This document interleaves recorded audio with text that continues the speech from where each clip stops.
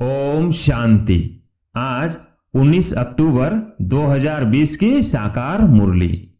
आज बाबा ने कहा, मीठे बच्चे, तुम्हें अभी बहुत बहुत साधारण रहना है।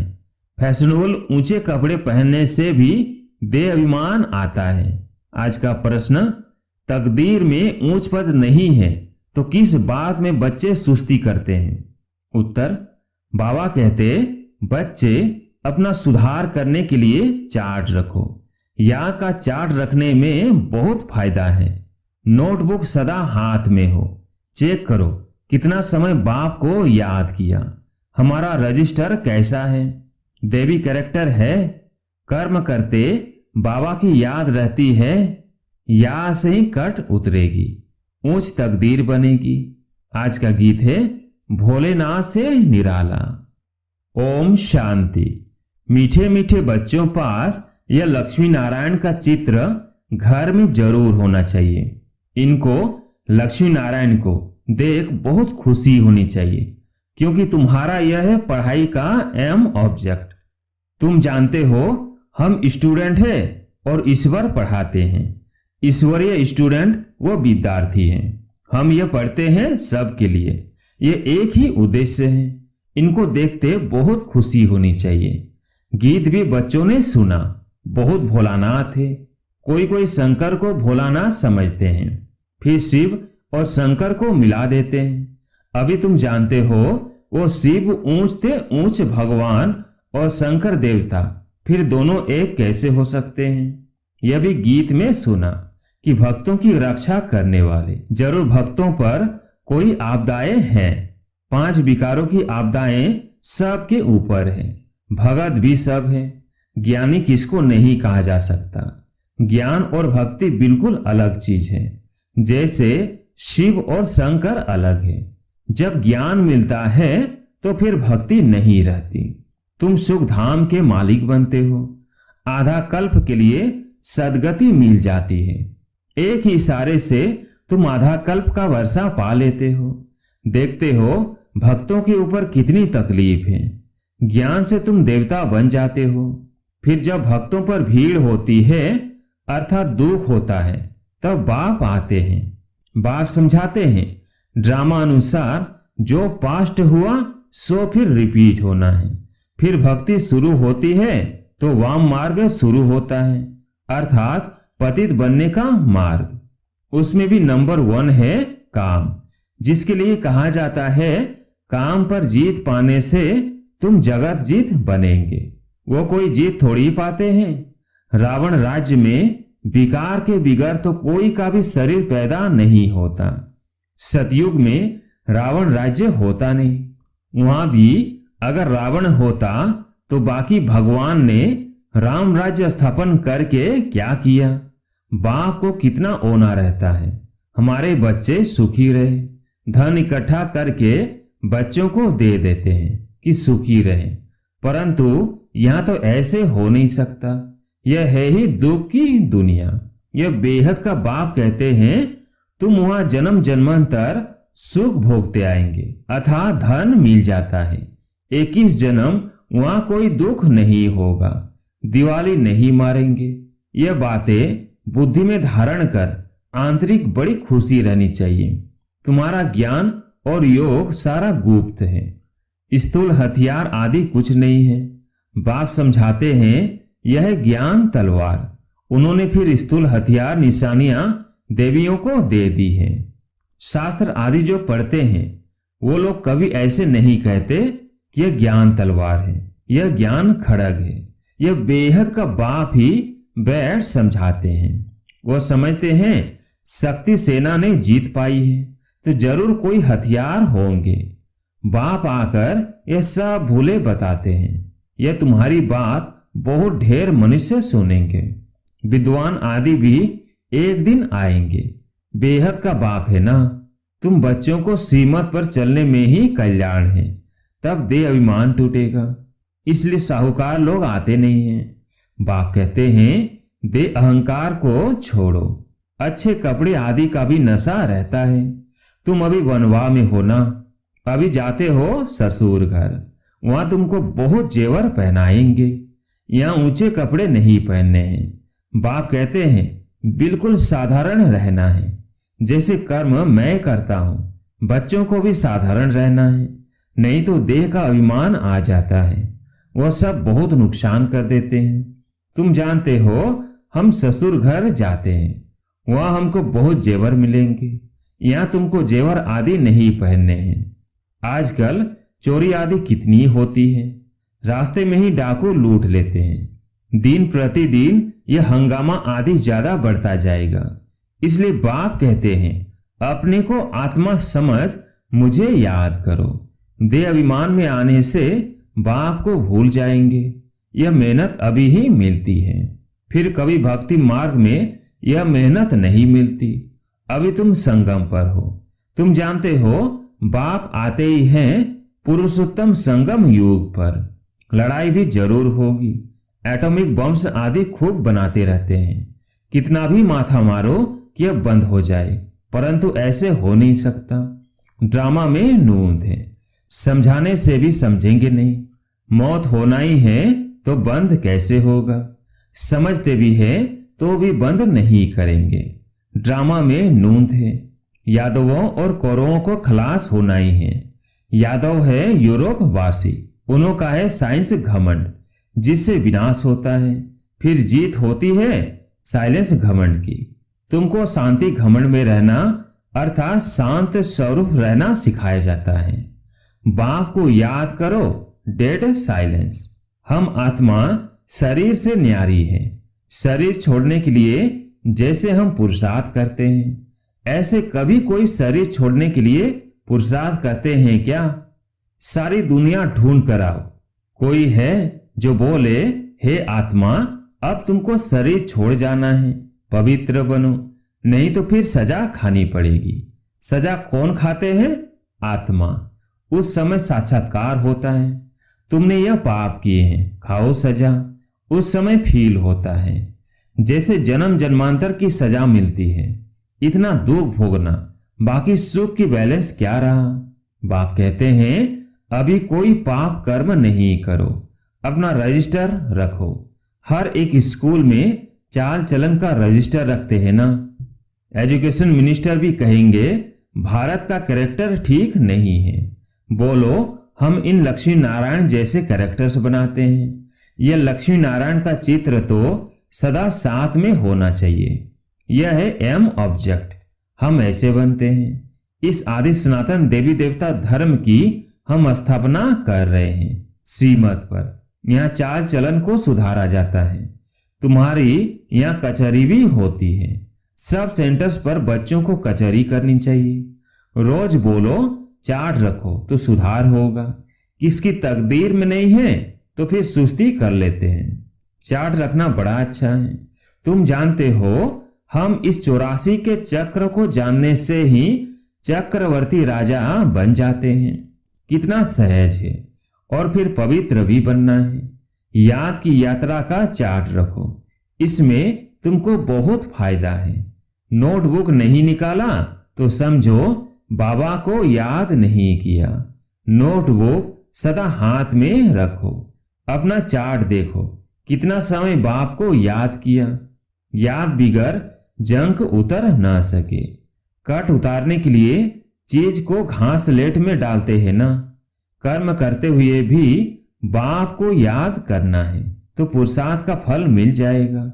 मेहनत है ना। ऐसे थोड़े ही ताज रख देंगे सिर पर।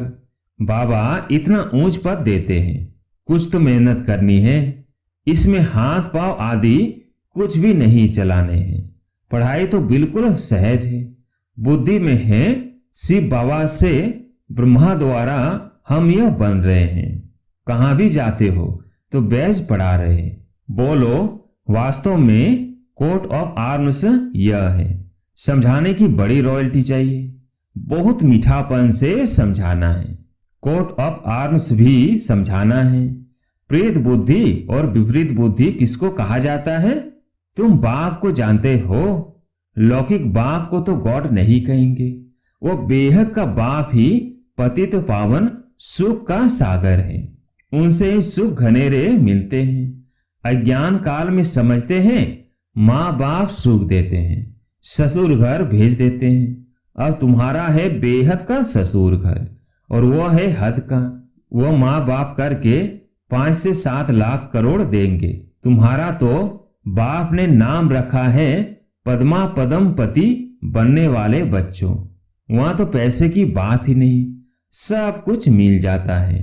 बड़े अच्छे अच्छे महल होते हैं, जन्म जन्मांतर के लिए तुमको महल मिलते हैं।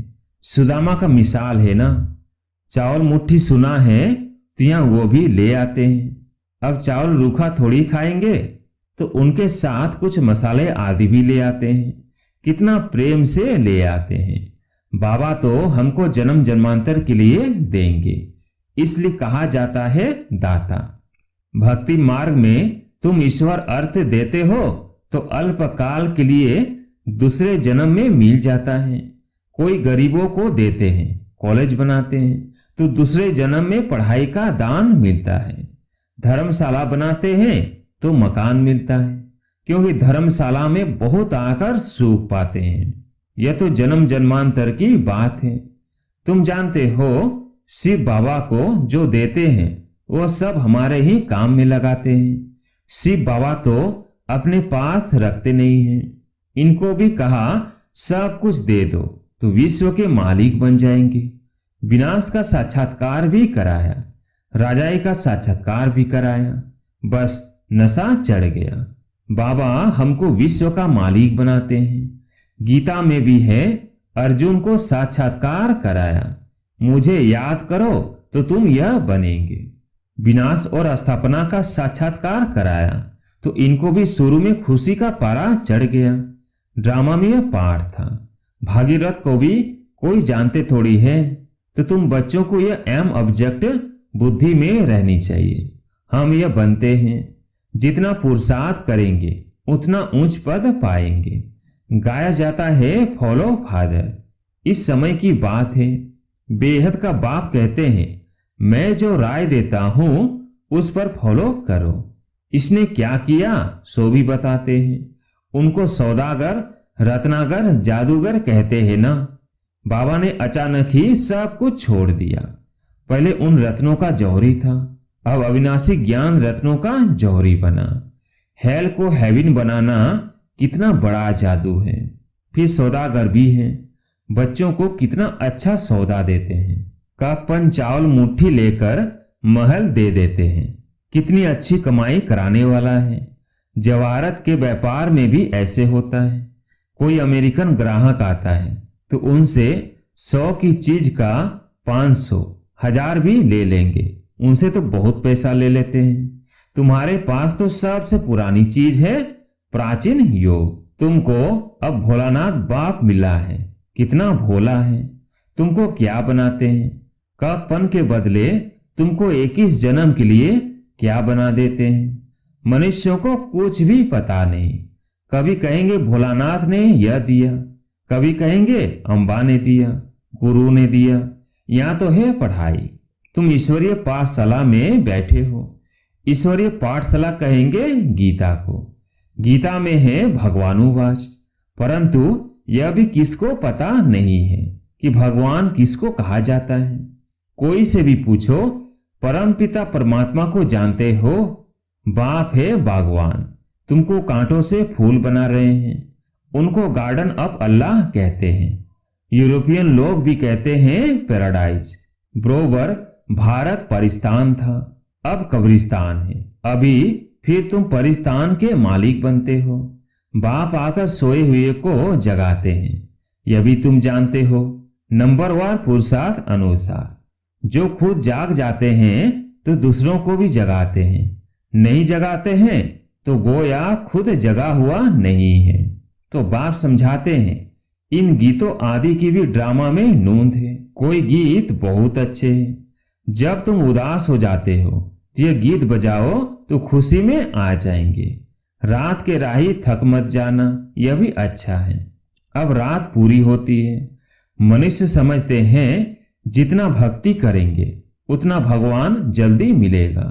हनुमान आदि का साक्षात्कार हुआ तो समझते हैं भगवान मिला।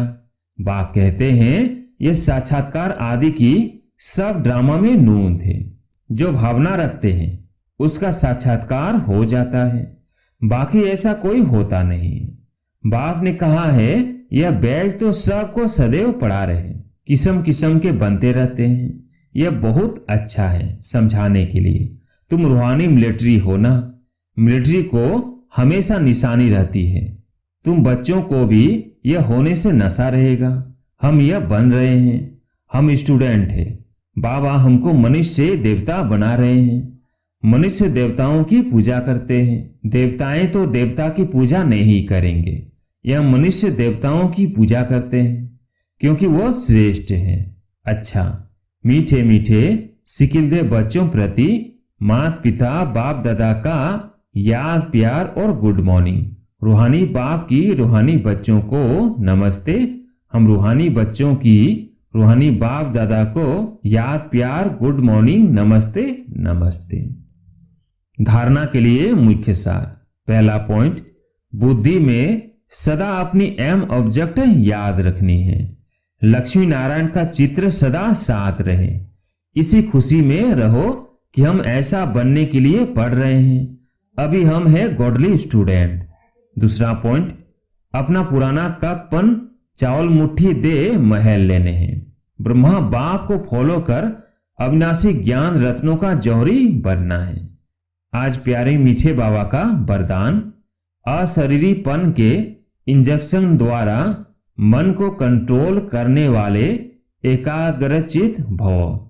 अशरीरीपन के इंजेक्शन द्वारा मन को कंट्रोल करने वाले एकाग्रचित भव। जैसे आजकल अगर कोई कंट्रोल में नहीं आता है, बहुत तंग करता है, उछलता है या पागल हो जाता है, तो उनको ऐसा इंजेक्शन लगा देते हैं जो वो शांत हो जाए। ऐसे अगर संकल्प शक्ति आपके कंट्रोल में नहीं आती तो अशरीरीपन का इंजेक्शन लगा दो, फिर संकल्प शक्ति व्यर्थ नहीं उछलेगी, सहज एकाग्रचित हो जाएंगे। लेकिन यदि बुद्धि की लगाम बाप को देकर फिर ले लेते हो तो मन व्यर्थ की मेहनत में डाल देता है। अब व्यर्थ की मेहनत से छूट जाओ। आज के स्लोगन, अपने पूर्वज स्वरूप को स्मृति में रख सर्व आत्माओं पर रहम करो। अपने पूर्वज स्वरूप को स्मृति में रख सर्व आत्माओं पर रहम करो। अच्छा, ओम शांति।